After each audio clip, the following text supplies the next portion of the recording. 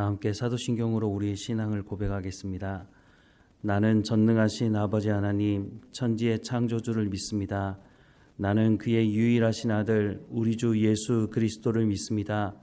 그는 성령으로 잉태되어 동정녀 마리아에게서 나시고 본디오 빌라도에게 고난을 받아 십자가에 못 박혀 죽으시고 장사된 지 사흘 만에 죽은 자 가운데서 다시 살아나셨으며 하늘에 오르시어 전능하신 아버지 하나님 우편에 앉아 계시다가 거기로부터 살아있는 자와 죽은 자를 심판하러 오십니다. 나는 성령을 믿으며 거룩한 공교회와 성도의 교제와 죄를 용서받는 것과 몸의 부활과 영생을 믿습니다. 아멘.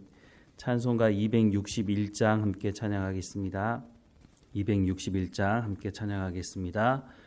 이 세상의 모든 죄를 밝히시는 주의 보혈, 성자 예수 그 귀한 피 찬송하고 찬송하세. 주님 앞을 멀리 떠나 길을 잃고 헤맬 때에 나의 뒤를 따라오사 친히 구원하셨도다. 흰 눈보다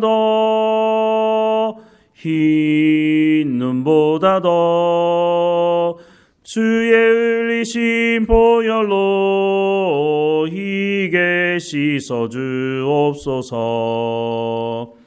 가시관을 쓰셨으니 피로 얼굴 물드셨고 십자가에 모진 고통 나를 위해 당하셨네. 말로 영원할 수 없는 구세주의 구속하심, 그네와 크신 사랑 찬송하고 찬송하세. 흰 눈보다 더 주의 흘리신 보혈로 희게 씻어 주옵소서. 아버지를 멀리 떠나 바른 길을 저버리고 여러 가지 죄악으로 주원같이 되었으니 물 같은 것 가지고는 씻을 수가 아주 없네. 주여 귀한 보배 피로 날 정결케 하옵소서. 흰 눈보다 더 주의 흘리신 보혈로 희게 씻어 주옵소서. 아멘. 오늘 하나님께서 우리에게 주시는 말씀은 사도행전 11장 1절에서 18절까지 말씀입니다. 사도행전 11장 1절에서 18절까지 말씀 우리 함께 읽겠습니다. 유대에 있는 사도들과 형제들이 이방인들도 하나님의 말씀을 받았다 함을 들었더니 베드로가 예루살렘에 올라갔을 때에 할례자들이 비난하여 이르되 내가 무할례자의 집에 들어가 함께 먹었다 하니 베드로가 그들에게 이 일을 차례로 설명하여 이르되 내가 요빠시에서 기도할 때에 황홀한 중에 환상을 보니 큰 보자기 같은 그릇이 내 귀에 매어 하늘로부터 내리어 내 앞에까지 드리워지거늘 이것을 주목하여 보니 땅에 네 발 가진 것과 들짐승과 기는 것과 공중에 나는 것들이 보이더라. 또 들리니 소리 있어 내게 이르되 베드로야 일어나 잡아 먹으라 하거늘 내가 이르되 주님 그럴 수 없나이다. 속되거나 깨끗하지 아니한 것을 결코 내 입에 들어간 일이 없나이다 하니 또 하늘로부터 두 번째 소리가 있어 내게 이르되 하나님이 깨끗하게 하신 것을 내가 속되다고 하지 말라 하더라. 이런 일이 3번 있은 후에 모든 것이 다시 하늘로 끌려 올라가더라. 마침 3사람이 내가 유숙한 집 앞에 서 있으니 가이사랴에서 내게로 보낸 사람이라. 성령이 내게 명하사 아무 의심 말고 함께 가라 하심에 이 6 형제도 나와 함께 가서 그 사람의 집에 들어가니 그가 우리에게 말하기를 천사가 내 집에 서서 말하되 내가 사람을 요바에 보내어 베드로라 하는 시몬을 청하라. 그가 너와 내 온 집에 구원 받을 말씀을 내게 이르리라 함을 보았다 하거늘 내가 말을 시작할 때 성령이 그들에게 임하시기를 처음 우리에게 하신 것과 같이 하는지라. 내가 주의 말씀에 요한은 물로 세례를 베풀었으나 너희는 성령으로 세례를 받으리라 하신 것이 생각났노라. 그런즉 하나님이 우리가 주 예수 그리스도를 믿을 때에 주신 것과 같은 선물을 그들에게도 주셨으니 내가 누구이기에 하나님을 능히 막겠느냐 하더라. 그들이 이 말을 듣고 잠잠하여 하나님께 영광을 돌려 이르되 그러면 하나님께서 이방인에게도 생명 얻는 회개를 주셨도다 하니라. 아멘. 드디어 문제가 터졌습니다. 오랜 역사 속에서 자신들만 구원받을 것이라고 하는 잘못된 선민의식을 가지고 있었던 이 사람들, 그런데 제자들조차도 이 생각을 가지고 있었고 베드로가 이방인에게 복음을 전했다는 그 소식을 듣고 나서 야, 우리만 아니고 이방인들도 하나님 구원하시는구나 이렇게 생각한 것이 아니라 베드로를 비난하였다라고 말씀을 하고 있습니다. 그런데 조금 더 생각해 보면 예수님이 사마리아 사람들에게도 복음을 전하지 않으셨습니까? 유대인들과 사마리아 사람들은 상극이었습니다. 대화도 하지 않고 그 땅을 밟지도 않는 유대인들이었는데 예수님은 유대인이면서 사마리아 사람들에게 복음을 전하셨죠. 사마리아 사람들에게만 복음을 전하신 것이 아니라 마가복음 말씀을 보면 예수님께서 이방인들이 살고 있는 지역에서도 여러 차례 복음을 전하셨던 것을 확인할 수가 있습니다. 그럼에도 불구하고 이 모습을 지켜봤던, 이것을 경험했던 제자들이 이방인에게 복음이 전해졌다 하는 소식을 듣고 베드로를 비난하고 있다고 하는 것은 자신들에게 잘못된 선민의식이 있다고 하는 것이 문제라고, 그것 자체가 문제라고 하는 것을 생각하지도 않았다고 하는 것을 말해주고 있는 것이죠. 그러면 이 사람들은 성령을 체험한 사람들 아닙니까? 성령은 하나님의 말씀을 깨닫게 하시고 그 말씀을 행하게 하시는 분이 아닙니까? 예수님께서 오실 성령이 그렇게 하시겠다고 말씀하셨고 예수님이 승천하실 때도 성령이 임하실 때까지 기다리라고, 예루살렘을 떠나지 말고 기도하라고 말씀하셨고, 그래서 예루살렘을 떠나지 않고 생명의 위협이 있는 그 땅에서 성령이 임할 때까지 기도했고, 오순절 날이 이르렀을 때 이들이 성령의 체험을 하지 않았습니까? 성령을 체험하고 나서 이들이 하나님의 말씀을 담대하게 전하는 일을 시작하게 되었다고 성경은 분명히 우리 가운데 말씀해주고 있습니다.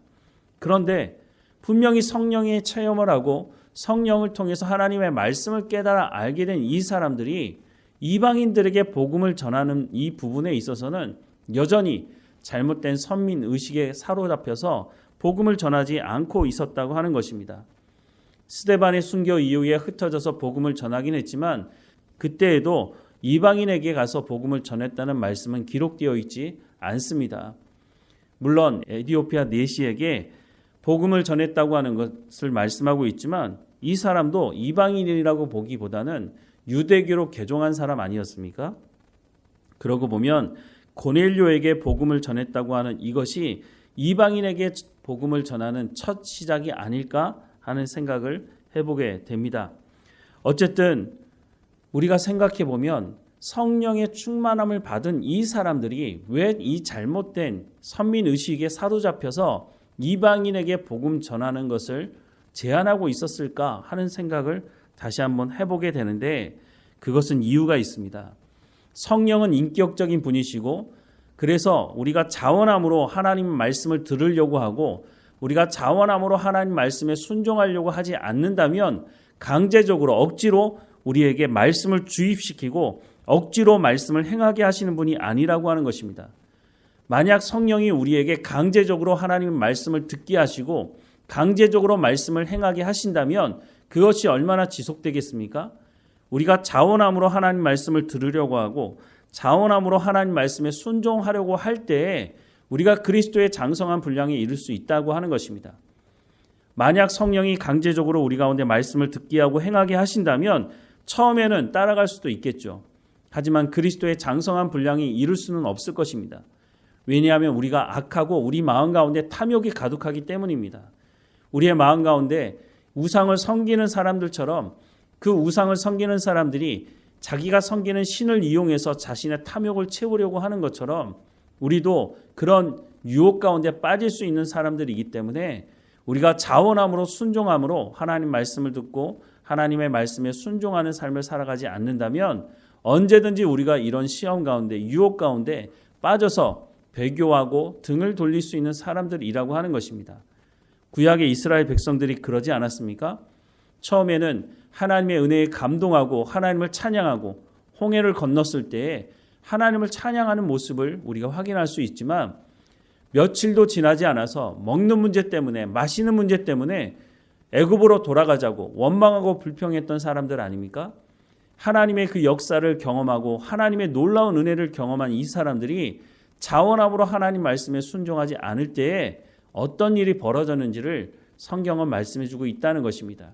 그래서 이 잘못된 선민의식 가지고 있는 이 제자들을 억지로 고치려고 하시는 것이 아니라 자원함으로 순종함으로 하나님 말씀을 듣도록 성령께서 기다리시고 있고 차근차근 한 걸음 한 걸음씩 하나님께서 인도하시고 있다고 하는 것을 확인할 수가 있는 거죠.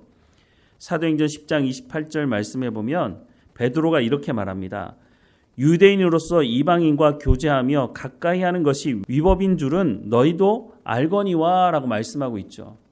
베드로조차도 이렇게 생각하고 있는데 다른 제자들은 뭐 더 말할 것이 없어 보입니다. 하지만 이 베드로가 하나님의 말씀을 전하자 어떤 일이 벌어졌습니까? 성령이 임하는 사건을 베드로가 목격하게 된 것입니다. 그래서 베드로가 그들에게 세례를 주고 하나님의 말씀을 전하게 된 것이었죠. 그런데 베드로가 돌아오자 제자들이 베드로를 비난했다라고 오늘 본문은 말씀하고 있습니다. 1절부터 3절 말씀을 보면 유대에 있는 사도들과 형제들이 이방인들에게도 하나님의 말씀을 받았다함을 들었더니 여기까지 보면 야, 이 사람들도 정말 기뻐했겠구나 이런 생각이 드는데 2절 말씀 3절 말씀 보니까 베드로가 예루살렘에 올라갔을 때에 할례자들이 비난하여 이르되 내가 무할례자의 집에 들어가 함께 먹었다 하니 라고 말씀을 하고 있습니다. 당시 유대인들은 이방인들과 겸상하는 것조차도 이거는 죄야 이렇게 생각을 했다고 하는 것이죠. 예수 그리스도께서 이방인들에게도 복음을 전하셨다고 하는 것을 이 사람들이 직접 보고 경험했음에도 불구하고 이방인들과 식사하는 것조차 문제가 된다고 여전히 생각을 하고 있었다고 하는 것이죠. 그래서 베드로를 비난한 것이었습니다. 그러자 베드로가 지금까지 있었던 일들에 대해서 쭉 설명을 하죠. 17절과 18절 말씀해 보면 그런즉 하나님이 우리가 주 예수 그리스도를 믿을 때에 주신 것과 같은 선물을 그들에게도 주셨으니 내가 누구이기에 하나님을 능히 맡겠느냐 하더라. 그들이 이 말을 듣고 잠잠하여 하나님께 영광을 돌려 이르되 그러면 하나님께서 이방인에게도 생명 얻는 회개를 주셨다 하니라 라고 말씀하고 있습니다. 베드로가 뭐라고 말했다고요? 내가 누구이기에 하나님을 능히 맡겠느냐라고 말하고 있습니다. 자신들이 경험했던 그 성령이 고넬료 집안에 모여있던 그 사람들에게도 임하고 있는 것을 보면서 어떻게 그것을 내가 막을 수 있겠느냐. 아무리 내가 잘못된 선민의식에 사로잡혀서 그곳으로부터 벗어나는 것이 쉽지 않지만 하나님께서 말씀하시고 하나님께서 역사하시는데 내가 누구라고 하나님의 역사를 막겠느냐라고 말을 하고 있는 거죠. 앞서 말씀을 드렸지만 이런 잘못된 선민의식, 잘못된 전통, 잘못된 생각 이런 것들을 바꾸는 것이 사실은 쉽지 않다고 하는 것을 알 수 있습니다.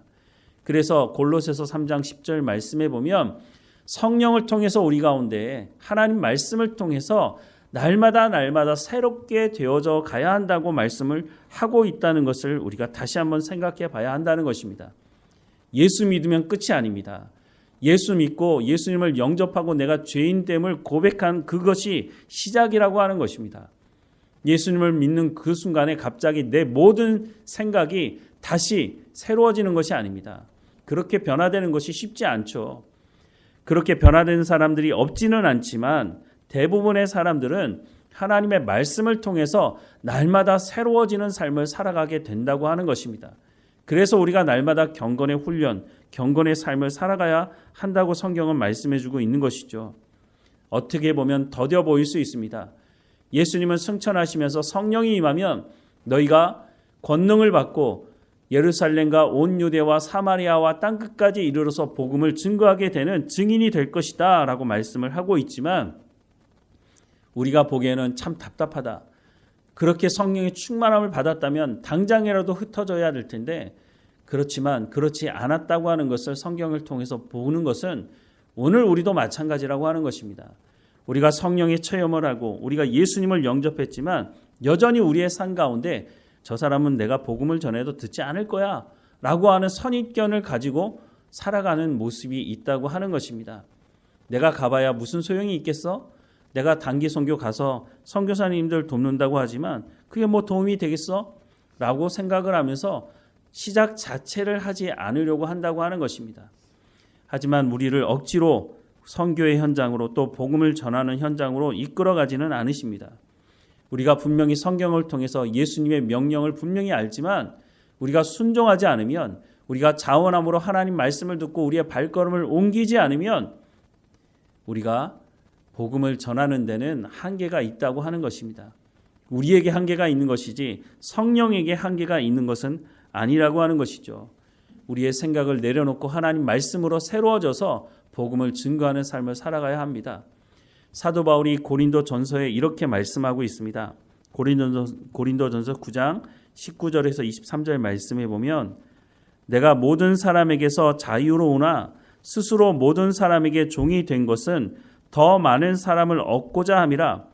유대인들에게 내가 유대인과 같이 된 것은 유대인들을 얻고자 함이요 율법 아래에 있는 자들에게는 내가 율법 아래에 있지 아니하나 율법 아래에 있는 자같이 된 것은 율법 아래에 있는 자들을 얻고자 함이요 율법 없는 자들에게는 내가 하나님께는 율법이 없는 자가 아니요 도리어 하나님의 율법 아래에 있는 자이나 율법 없는 자와 같이 된 것은 율법 없는 자들을 얻고자 함이라. 약한 자들에게 내가 약한 자와 같이 된 것은 약한 자들을 얻고자 함이요 내가 여러 사람에게 여러 모습이 된 것은 아무쪼록 몇 사람이라도 구원하고자 함이니 내가 복음을 위하여 모든 것을 행함은 복음에 참여하고자 함이라 라고 말씀하고 있습니다. 함께 가서 죄를 지어도 된다라고 말하는 것이 아닙니다. 내가 복음을 전하려고 할 때 그 사람들의 눈높이에 맞춰야 한다는 것입니다. 내가 믿음 생활한 지가 얼만데 내가 저런 사람들과 수준을 맞추라고 그것을 말하는 것이 아니라 그 사람들의 생명을 살릴 수만 있다면 내가 복음 없는 자가 아니고 내가 율법 없는 자가 아니지만 내가 그들의 눈높이에 맞춰서 내가 그 사람들의 수준에서 예수 믿는 사람들의 삶이 어떤 것인지를 보여주고 증거할 수 있다라고 말씀을 해주고 있다고 하는 것입니다. 복음을 전하는데 생명을 전하는 데 있어서 내 자존심을 살릴 필요가 뭐가 있겠느냐라고 말하고 있는 것이죠. 그런데 이 모든 것이 자원함으로 행해지지 않으면 우리가 시험에 들 수 있다는 겁니다. 내가 이렇게 복음을 전하는 것이 마땅한가? 내가 이렇게 자존심 상하는데 내가 저들에게 복음을 전하는 게 뭐 효과 있겠어? 사탄이 우리의 마음을 속이는 것이죠. 사도 바울은 그렇게 하지 않았다는 겁니다. 내가 율법 없는 자가 아니지만 율법 없는 자의 눈높이에 맞춰서 그들에게 복음을 전하는 일에 힘을 썼다라고 말씀을 하고 있는 것입니다. 그런데 이 모든 것이 억지로 강제적으로는 행할 수가 없다는 것이죠. 자원함으로 순종함으로 행할 때에 하나님의 복음이 나를 통해서 상대방에게 전해지게 된다고 하는 것입니다. 그렇게 하기 위해서 가장 먼저 우리 가운데 성령의 충만함이 있어야 합니다. 성령의 충만함을 통해서 내 생각이 먼저 새로워지고 내가 하나님의 말씀에 온전히 순종할 때에 다른 사람들도 내 입에서 나오는 말과 내 삶을 보면서 예수 믿는 사람들은 말과 행동이 똑같구나. 저 사람이 말하는 그 생명이 무엇인지 나도 좀 듣고 싶다.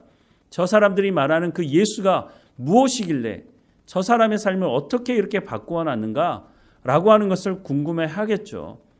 우리의 삶 가운데 날마다 성령의 충만함을 구하고 하나님께서 우리 가운데 말씀하시기를 듣기를 사모하며 하나님 내게 말씀하십시오. 내가 순종하겠습니다 라고 하는 자원하는 마음을 가지고 갈 때에 우리가 복음을 담대하게 증거할 수도 있고 그 복음을 듣고 주께로 돌아오는 사건을, 그 놀라운 은혜를 우리도 다시 경험하게 될 것입니다. 오늘 본문의 말씀을 보면서 이방인에게 이제는 복음을 전하는 그 선교의 문이 열려지게 되었다는 것을 봅니다. 이 과정 속에서 제자들, 무엇보다 베드로, 모든 사람들이 하나님 말씀에 귀를 기울이고 순종하고 있다고 하는 것을, 자신의 잘못된 생각을 하나님의 말씀을 들을 때 내려놓을 수 있었다고 하는 것을 우리가 기억해야 할 것입니다. 하나님께서 그 무엇을 말씀하시는지 귀를 기울이고 그 말씀에 순종하며 살아가는 우리의 삶이 되기를 주님의 이름으로 축원합니다. 기도하겠습니다. 사랑하는 하나님, 날마다 우리 가운데 성령의 충만함을 허락해 주셔서 하나님의 말씀을 우리의 살아온 경험과 전통이라고 하는 것을 가지고 제한하지 않도록 예수님 시대의 바리새인들, 서기관들, 또한 이 모든 사람들이 장로의 유전이라고 하는 것을 가지고 하나님 말씀 듣기를 거부했던 삶을 살아갔던 것을 우리가 봅니다. 우리는 그렇지 않게 하옵소서.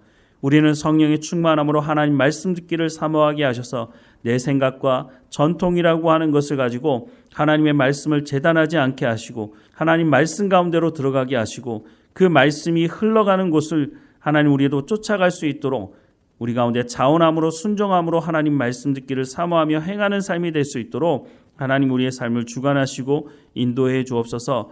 우리의 입술 가운데 하나님 말씀을 붙여주시고 말씀을 담대하게 전할 뿐만 아니라 우리의 손과 발, 우리의 삶을 통해서 하나님의 말씀을 살아내게 하시고 우리가 삶을 살아가는 가정과 일터와 어느 곳에 있든지 우리를 만나는 모든 사람들이 우리가 하나님의 백성이라고 하는 것을 분명히 알 수 있도록 우리의 삶의 열매가 있도록 하나님 인도해 주옵소서. 오늘도 깨어있게 하시고 하나님과 동행하며 하나님 말씀하시는 삶을 살아갈 수 있도록 은혜를 허락해 주옵소서. 하나님 우리 가운데 말씀하실 때 그 말씀의 은혜를 또한 경험할 수 있도록 우리 가운데 성령의 충만함을 날마다 허락해 주옵소서. 우리의 발걸음을 인도하시는 하나님께 감사드리고 예수님의 이름으로 기도드립니다. 아멘. 하늘에 계신 우리 아버지, 아버지의 이름을 거룩하게 하시며 아버지의 나라가 오게 하시며 아버지의 뜻이 하늘에서와 같이 땅에서도 이루어지게 하소서. 오늘 우리에게 일용할 양식을 주시고 우리가 우리에게 잘못한 사람을 용서하여 준 것 같이 우리 죄를 용서하여 주시고 우리를 시험에 빠지지 않게 하시고 악에서 구하소서. 나라와 권능과 영광이 영원히 아버지의 것입니다. 아멘.